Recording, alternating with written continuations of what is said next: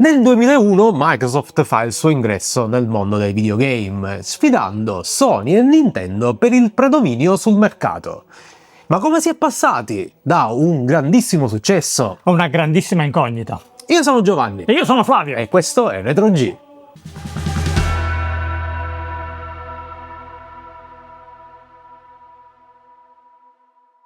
Passato, presente e futuro. Tralasciando l'ingresso sul mercato della prima Xbox, che tratteremo in un file dedicato, andiamo ad analizzare i motivi per cui Xbox e Microsoft hanno avuto successo nel mondo dei videogiochi. Durante l'era Peter Moore, grazie all'Xbox Live Arcade prima e l'Xbox Marketplace dopo, si è cambiato il modo in cui noi fruiamo del medium videogioco. Se prima il fisico era lo standard, l'unica opzione, dopo, grazie a questi due servizi, diciamo un po' per pigrizia, un po' per l'evoluzione del mercato e per l'evoluzione anche delle reti, scaricare un gioco è diventato lo standard rispetto a comprare un gioco fisico. Ovviamente anche le case produttrici ci hanno marciato tantissimo, perché una cosa è produrre soltanto il software, una cosa è anche, diciamo, mettersi a produrre anche il fisico. Sì. Ma questi sono discorsi che tratteremo in un altro video.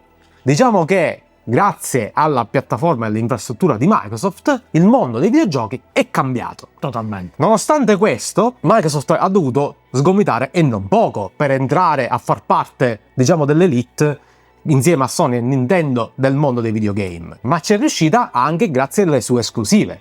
Alcune nate sulla prima Xbox, altre nate e cresciute ed evolutesi grazie alle Xbox 360, serie quali Halo, Forza Motorsport o Gears of War sono entrati a far parte dell'Olimpo dei giochi più belli e desiderati di tutti i videogiocatori del mondo. Ma anche nell'ambito multipiattaforma, ricordiamo che nel periodo dell'Xbox 360 la diretta concorrente era la PlayStation 3, ma i giochi multipiattaforma giravano meglio su Xbox 360. Quindi questo, insieme ai motivi precedentemente elencati, hanno decretato il grande successo di questa macchina che aveva una forte identità sul mercato. A Peter Moore successe Don Matrix, che ebbe l'arduo compito di traghettare tutto quello che era stato fatto fino a quel momento su Xbox 360 verso la nuova generazione, o quantomeno quello che era stato fatto di buono fino a quel momento con Xbox 360, anche perché Don Matrix è conosciuto anche per le sue tristi dichiarazioni in fase di uscita dell'Xbox One, che attaccarono tutta la community. Ricordiamo che a fine ciclo della 360 uscì addirittura del nuovo hardware, uscì il Kinect, ti ricordi Giovanni? Sì. Fu questa evoluzione della console che permetteva non solo di giocare agli hardcore gamer, ma cercava di intercettare anche quel pubblico che era rimasto affascinato dalla Nintendo Wii, quindi portando comunque dei giochi con cui era possibile interagire fisicamente, quindi ci ricordiamo che dei giochi del bowling, dei giochi in cui potevamo accarezzare gli animali. L'intrattenimento per famiglie è stato il cuore della nuova generazione, ovvero dell'Xbox One, in cui veniva venduto esattamente in bundle e non si poteva dividere ai tempi, con il Kinect di nuova generazione, che permetteva di avere una fotocamera potenziata addirittura per le videochiamate su Skype, quando ancora Skype era sinonimo di videochiamate, e anche nuovi giochi, nuovi titoli in cui era possibile interagire ulteriormente anche con il riconoscimento delle dita. Questa è stata un'evoluzione che ha portato l'Xbox One forse un po' troppo fuori l'ambito del videogame. Da un lato volevano intercettare tutto il pubblico che grazie a Nintendo Wii, diciamo, avevano riscoperto un modo di giocare nuovo, dall'altro, diciamo, erano molto concentrati sull'home entertainment, scordandosi gli hardcore gamer, ovvero coloro, lo zoccolo duro, coloro che avevano avuto un ruolo fondamentale nella crescita di Microsoft Xbox durante l'era 360. E purtroppo c'è da dire che, nonostante questo, c'era anche una Sony in stato di grazia. Con la PS4 la Sony, diciamo, corresse il tiro e tutti gli sbagli fatti con PS3, diciamo, che furono corretti con PS4. Lo store divenne più leggero e più fruibile, quasi alla pari di quello di Xbox.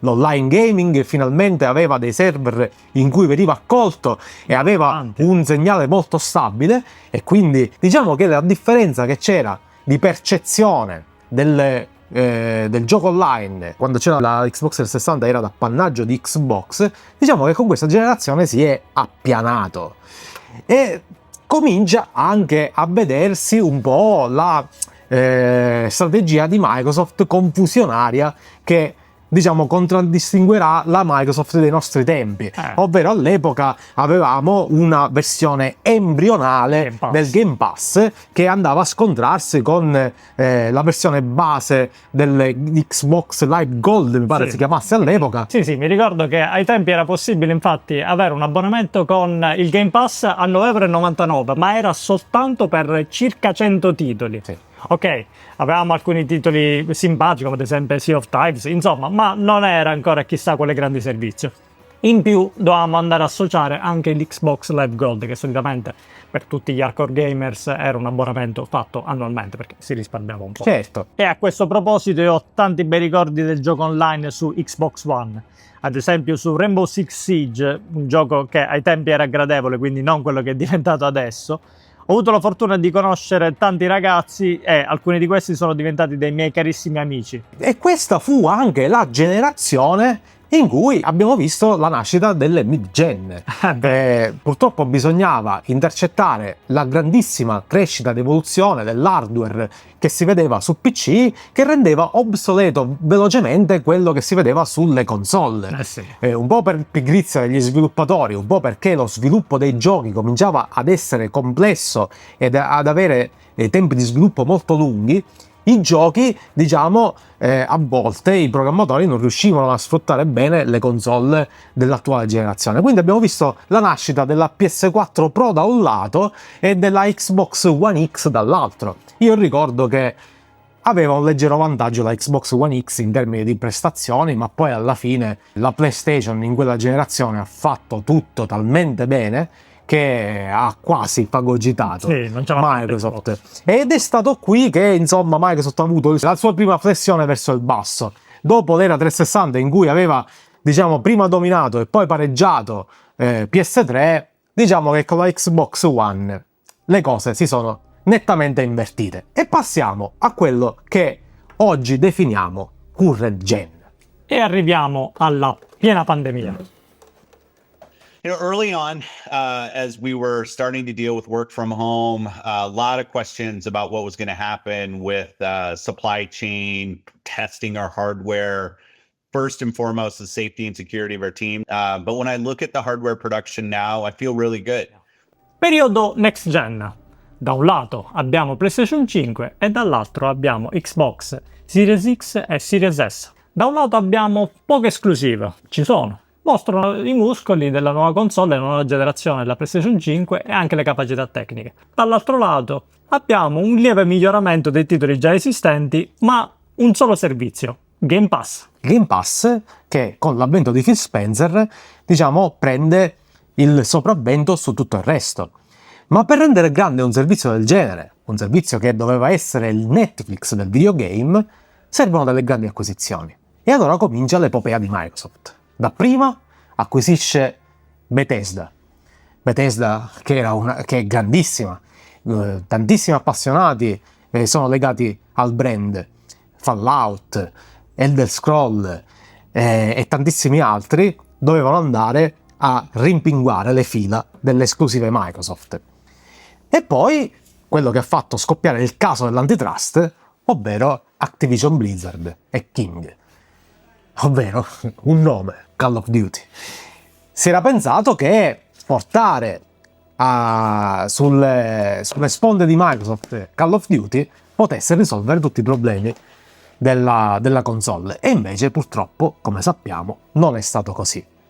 Queste grandi acquisizioni ovviamente ci sono state, ma il mercato è cambiato.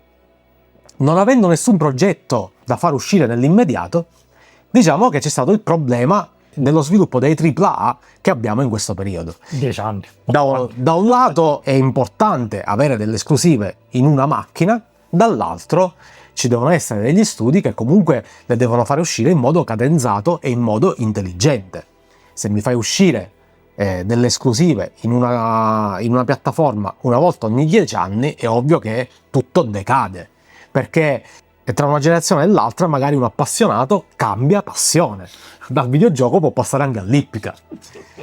E poi qui comincia la grande confusione di Microsoft, perché dopo aver speso tutti questi soldi per le acquisizioni e non avendo avuto un ritorno economico adeguato, ovviamente poi cominciano i problemi, perché bisogna far fronte e comunque bisogna dar conto anche agli azionisti. Il problema di Microsoft poi si è concretizzato negli anni in una confusione generale che ha, diciamo, allontanato anche gli affezionati al brand a tutto l'ecosistema Microsoft, perché nonostante il Game Pass fosse una geniale piattaforma di streaming del videogame, dall'altro però la confusione tra prezzi e, diciamo, immissione in quello che è un mercato complesso ha dato vita a tantissima confusione nei videogiocatori, e vediamo anche il perché. Per spiegarvi un pochettino la confusione che c'è stato, leggerò tutte le variazioni di prezzo e tutte le variazioni del servizio di Game Pass.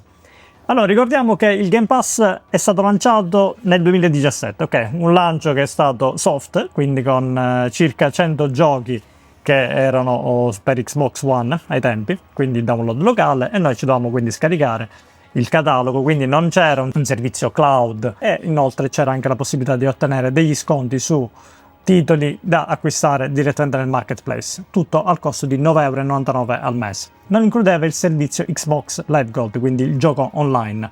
Nel 2019 ci fu un'evoluzione di questo servizio. Fu l'unione del Game Pass e dell'Xbox Live Gold. Il servizio si chiamò Xbox Game Pass Ultimate. E fu l'ultima versione che abbiamo visto sulla Xbox One. Esatto. E poi traghettò nella versione Ultimate della Xbox Series X, no? Che si doveva trasformare in quel fantomatico Netflix dei videogame che poi alla fine è stato, ma non è bastato. Giusto, esatto, Flavio? Esatto, che è successo? Abbiamo sempre con lo stesso identico prezzo, abbiamo un'evoluzione del servizio che l'Xbox Game Pass Ultimate aggiunse il cloud gaming, quindi in questo caso per tutti i dispositivi supportati, quindi le console di ultima generazione, sostanzialmente anche Xbox One X, era possibile andare a effettuare lo streaming dei propri giochi senza bisogno di installarlo fisicamente nel vostro disco rigido. Poi abbiamo nel 2021 un aumento, il primo aumento del servizio parallelo, che era il PC Game Pass, quindi che passava da 3,99 € addirittura a 9,99 €. Quindi questo era un servizio che in teoria doveva consolidare il catalogo dei giochi per Windows. Che poi è il periodo in cui il PC gaming, diciamo, prende quasi il sopravvento sul console gaming, perché diciamo che con tutte queste defianze da parte di Microsoft da un lato, ma anche Sony ha avuto le sue, diciamo che molti si sono allontanati dal gioco su console per, diciamo, approdare sui lidi del PC. Esatto. E questo è anche una parte, diciamo, del problema grosso di Microsoft, che nonostante abbia un ruolo fondamentale nel PC gaming, perché comunque il PC gaming è sempre ospitato dal suo sistema operativo, ricordiamolo, però diciamo che poi alla fine la divisione di giochi di Microsoft ha sempre un ruolo quasi marginale in tutto ciò. È vero. Un altro aumento di prezzo per quanto riguarda il servizio Game Pass Ultimate è stato nel 2023, che ci fu un aumento a 14,99 €, quindi aumentò di ben 2 € il servizio.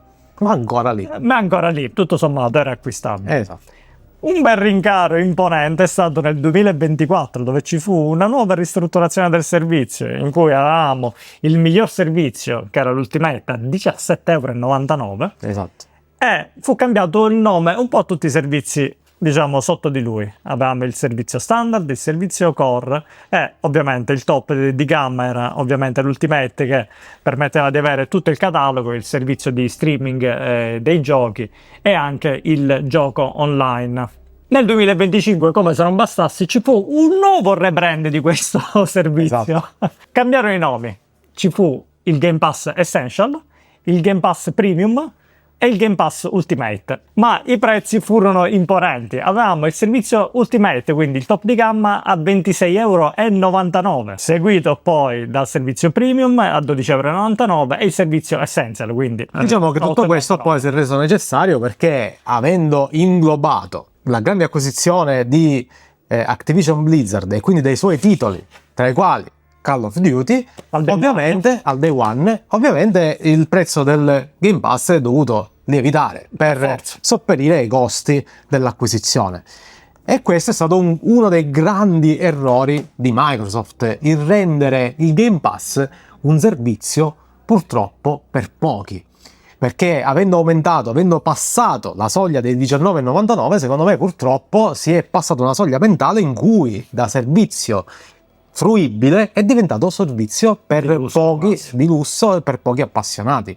A questo aggiungiamo un'altra trovata di Phil Spencer che mi ha fatto cadere le braccia all'epoca e che purtroppo ha dato, secondo me, il colpo di grazia a quello che è stato l'immagine di Microsoft Xbox in questi anni, di tutto quello che di buono si era costruito su Xbox e su questa piattaforma, ed è stato l'Xbox Everywhere.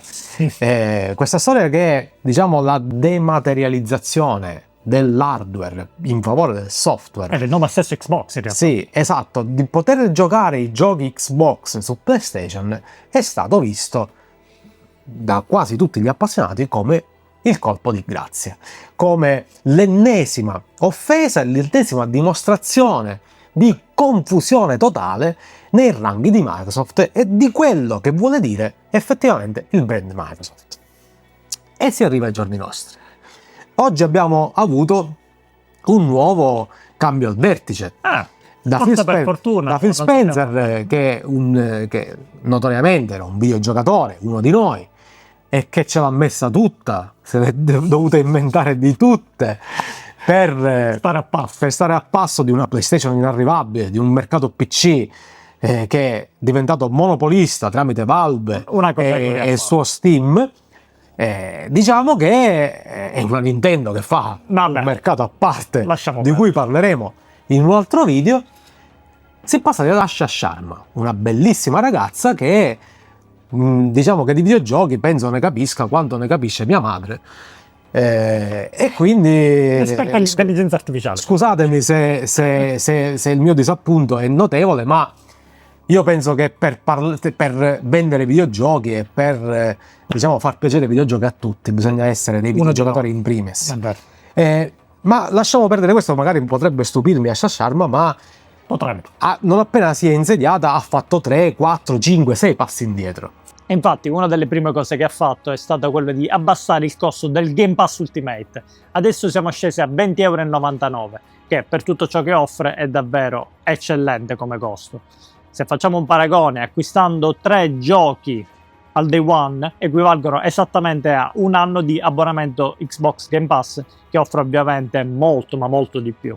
Ma il vero problema per Xbox non è il Game Pass, è Xbox stessa e la fiducia che ormai ha perso nei confronti dei videogiocatori, perché se questo stesso identico servizio fosse fatto da Sony o addirittura da Nintendo, non ci sarebbe motivo per nessuno di non attivarlo. Si è ripassati al rivalutare il discorso delle esclusive, che in teoria per me dovrebbe essere una cosa positiva, perché le esclusive sono quelle che rendono la console quella che è. L'identità di console, l'identità di marchio è importantissima per una console di successo, secondo me. Assolutamente sì. Ma se te lo puoi permettere. Se te lo puoi permettere è una strategia vincente. Se non te lo puoi permettere, purtroppo, forse il diventare una software house era la scelta più logica, perché è la scelta che ha fatto Sega alla fine degli anni 90 ed è la scelta che doveva fare Microsoft, avendo già intrapreso questo percorso. Adesso non lo puoi interrompere e tornare indietro, nonostante Microsoft sia una delle aziende più ricche al mondo, non può, diciamo, guadagnare da un lato e sopperire alle mancanze del gaming dall'altro. È una cosa impossibile. Il più grande problema di Microsoft resta da un lato la confusione di strategie, ma dall'altro purtroppo il mercato asiatico. Sappiamo benissimo che Microsoft nel mercato asiatico è praticamente assente. Non vale niente. Se uscisse un'esclusiva come Atlus, ad esempio, come Persona 6 sulla console di Microsoft, probabilmente non venderebbe una copia. Quindi purtroppo siamo di fronte a dei problemi, secondo me, per Microsoft davvero insormontabili a questo punto. le scelte sbagliate fatte tra l'era, diciamo, positiva della Xbox 360 e l'avvento di Xbox Series X, purtroppo mutuate anche da delle scelte che potevano essere grandiose, come quelle delle acquisizioni notevolissime di studi importantissimi fatte da Microsoft, che però hanno prodotto dei titoli che non hanno avuto l'impatto che si sperava. Starfield non è stato questo grandissimo titolo impattante sul mercato. Call of Duty è stato il primo Call of Duty che non ha giocato nessuno praticamente. Terribile, ragazzi. Io l'ho comprato, ce l'ho, ce l'abbiamo, ma... E quindi sono delle congiunzioni che la prima puoi dire vabbè è stato un errore, la seconda è stata sfortuna, alla terza cominci a pensare. C'è un problema qua dietro, c'è qualcuno che forse i videogiochi e il mondo dei videogiochi non lo hanno capito e forse non lo vogliono capire. Noi siamo qui, siamo degli appassionati e siamo sempre speranzosi in una rinascita del brand, perché fino a quando non ci sarà concorrenza nel mondo delle console per Sony, la Sony farà quello che vorrà. E fino a quando Microsoft non resusciterà in questo senso, purtroppo, per noi sarà sempre una cosa negativa. Quindi speriamo in un progetto Helix. Sì, un progetto Helix miracoloso, che dovrebbe essere miracoloso, in un Asha Sharma in stato di grazia, che possa resuscitare la Xbox. Magari non questa, perché è rimasta un bel monolite polveroso che ormai non utilizziamo più. Quello che vorremmo utilizzare però decisamente è il vostro supporto. Il vostro supporto, ragazzi, perché per noi è importante per farci crescere su YouTube, quindi lasciate un like, iscrivetevi al canale, abbonatevi se state bene oggi e lasciate hype, che è questa nuova funzione che ci permette di girare a noi piccoli canali. Per noi è un plus. Salutateci le vostre suocere che ancora giocano con la prima Xbox e ci vediamo al prossimo video, che sarà, Flavio, quando sarà? prestissimo. Ciao ciao. Ciao.